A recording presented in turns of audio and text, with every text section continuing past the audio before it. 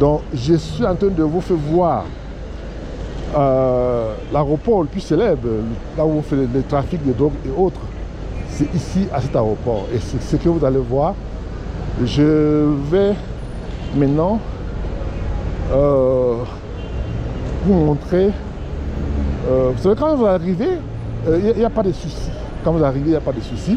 Mais une fois que vous sortez, maintenant, une fois pour partir de la Colombie, maintenant, c'est là où il y a vraiment des contrôles. Tellement de contrôles. Parce que la dernière fois, quand je suis venu, il y avait tellement de contrôles à l'aéroport que moi, je me suis demandé que mais on sort.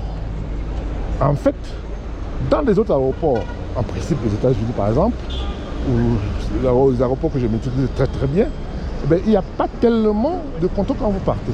Mais c'est plutôt le contraire avec la Colombie. Alors, il y a beaucoup, je dis bien, beaucoup de contrôles au départ de la Colombie, pour, je dirais même en Europe, un peu partout dans le monde. Si vous avez vu vraiment vous-même l'aéroport, il est immense et il est excessivement, je dirais, il y a tellement du monde qui voyage au départ d'ici. Et c'est là où il y a le drame, parce que comme le pays est surnommé comme le pays le plus redoutable en matière de trafic de drogue, et ça fait que je vais passer par ici pour voir si je peux descendre en bas, et je vais vous montrer attends, je prends l'escalier, je vais vous montrer où est taxé les émigrés qui sont quelque part ici, où on a refusé que je rentre parce que ils sont à la zone internationale, donc je ne peux pas passer, je ne peux pas entrer là-bas. En fait, il y a un policier qui m'a donné conseil, il m'a dit, bah, écoute, si vous voulez voir ces personnes, le mieux pour vous, c'est d'aller plutôt, quand vous voyagez, et vous venez plus tôt, et vous avez le temps d'aller les voir et juste avec. Mais là, puisque vous ne voyagez pas, c'est pas possible qu'on vous laisse passer. Allez voir les immigrés. Il y en a plein, beaucoup. Les Africains, les Maliens, les Sénégalais, les Camerounais, tout ce que vous pouvez imaginer qui veulent aller aux États-Unis d'Amérique. Et je vous assure que c'est pas tellement facile. Je vous fais cette révélation, pourquoi? Parce qu'il y a eu des gens, des Guinéens précisément, de la Guinée-Conakry, qui sont venus avec des enfants mineurs, et ils ont abandonné ces enfants ici en Colombie, à l'aéroport de Colombie, je crois. Et ils ont disparu, ils sont partis, ils ont laissé les enfants ici. Les enfants en bas âge, on nous parle des enfants de 4 ans, de 3 ans, qui sont aujourd'hui, qui vivent dans des conditions extrêmement difficiles. Et nous, alors, comme j'avais dit, j'avais promis que maintenant on va changer, on va vous donner d'autres informations. On ne va pas tous se fixer sur le problème local, le problème du Cameroun. On va vous donner d'autres informations plus sensibles pour que le monde entier soit informé de ce qui se passe dans d'autres pays. En fait, ce qui se passe en ce moment, c'est que ces enfants ont été abandonnés et les parents sont partis. Donc on n'arrive pas à retrouver les parents. Et moi-même, je suis, comme vous voyez là, je suis tellement dépassé pour ces enfants. J'aurais aimé, n'est-ce pas, filmer ces enfants abandonnés à l'aéroport de Bogota, Colombie, et passer ça avec mes amis de la Guinée-Conakry. Mais hélas, on m'a interdit d'entrer à la zone internationale. Vous savez que moi je suis arrivé hier. Et j'ai un tournée à faire. C'est que je vais, après la Colombie, je m'envole pour le Panama. Après le Panama, je m'envole pour l'Équateur. Et après l'Équateur, voilà, Je peux déjà vous montrer.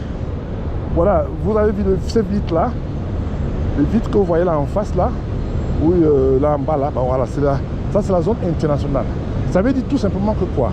Ça veut dire que ces personnes là, ça c'est des restaurants. Ils ne peuvent pas. Ça c'est des restaurants. Ils ne peuvent pas rentrer. Ils ne peuvent pas rentrer. Ils ne peuvent pas passer. C'est-à-dire qu'ils peuvent venir là-bas. Voilà, vous avez vu ces vitres là. Eh bien, vous pouvez voir. Vous voyez bien, je vous montre. Voilà. Ça c'est la zone internationale. Personne ne peut rentrer là-bas, sauf si vous voyagez. Et en ce moment-là, vous pouvez profiter pour voir ces personnes. Alors, maintenant, comme l'aéroport est tellement immense et balèze et autres, c'est pas toujours évident de voir toutes ces personnes. Ici, c'est le grand pays, ce jour. Donc, vous ne pouvez pas toujours voir ces personnes. Donc, ce qui fait que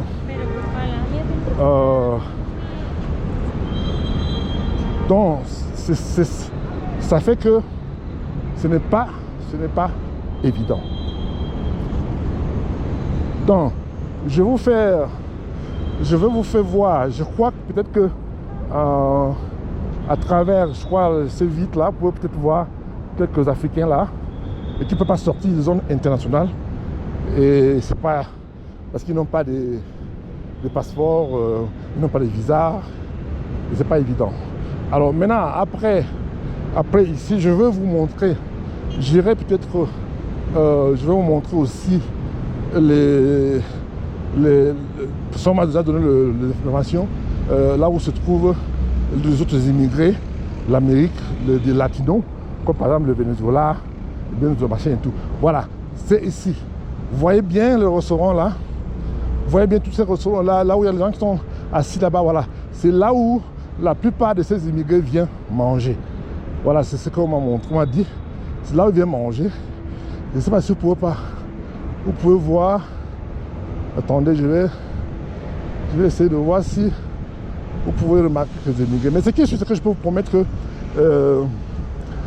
puisque je pars d'ici dans quelques jours, une fois que je passe le contrôle de la police à mon départ, j'irai là-bas puisque c'est la zone internationale.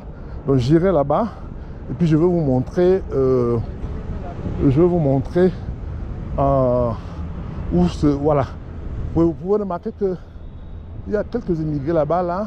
Voilà les restaurants. Et ces restaurants-là, c'est beaucoup plus ces immigrés qui viennent manger là-bas aux frais du gouvernement. Et là, vous allez voir que il y a les policiers de l'immigration, je crois, en tenue kaki, qui sont là. Ils surveillent ces immigrés et qui viennent manger au restaurant. Et je vous assure que le restaurant, c'est pas donné, c'est pas la mer à boire, c'est trop cher. Et vous pouvez voir à distance là-bas, là, parce que je ne peux pas aller plus loin que ça. Donc vous pouvez voir. Mais je peux vous promettre que je vais vous donner plus de détails, je crois dans quelques jours, puisque je suis arrivé hier soir. Je n'ai même pas eu le temps d'aller. Parce que quand vous arrivez, vous ne pouvez pas les voir. Donc, c'est maintenant à mon départ, demain que je vais peut-être voir si je peux aller filmer et partager ça avec vous. Voilà, ici, c'est le Ponce Njoya qui vous parle. Mais maintenant, je vais maintenant vous montrer d'autres côtés de la Colombie. C'est-à-dire que le mall, ils ont le mall comme aux États-Unis. Et je suis en train de prendre la voiture, prendre un taxi pour me rendre là-bas.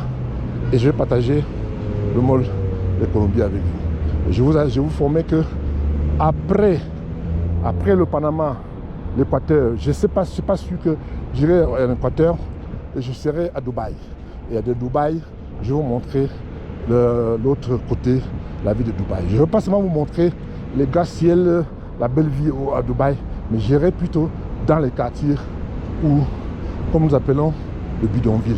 Comme par exemple à Nubel à Douala, ou bien au quartier Biketiri, à Yaoundé, et dans bien d'autres choses. Alors, donc, restez scotchés et je vous demande tout simplement de vous abonner massivement sur la chaîne YouTube Son Altesse Royale Grand Prince Joya.